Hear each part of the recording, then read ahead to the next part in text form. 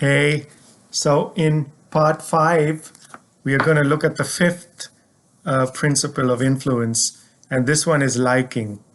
It's a little obvious, this one, and what it is we are more likely to say yes to somebody who we already like.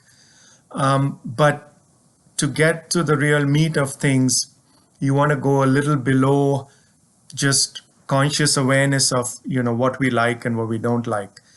And so here, what we tend to do is we tend to give people whose appearances, for example, or clothing that is attractive to us, we tend to give them extra credit for that and are more willing to agree or to be more amenable to suggestions from people who we like.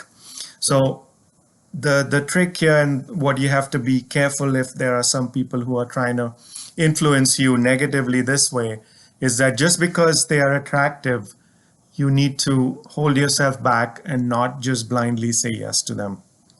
So for us, as we try to use the principle of liking, one of the things you can do, particularly if you're dealing with people you don't know that well and you don't already have a relationship with them, to get them to like you, obviously, there are some things you could do. So you could give a compliment, but if it's a compliment, you have to make sure it is genuine and personalized.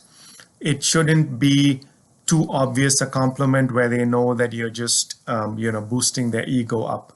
So it has to work a little below the surface, and you have to make it genuine. Another way to get people to like you is to mimic what they're doing.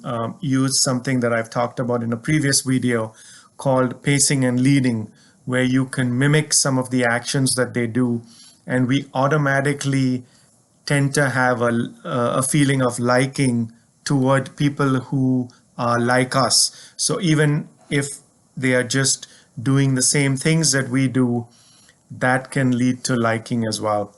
So try some of these things out before you ask somebody for a request, and then get them to like you before you make your request. So thanks for watching. Bye-bye.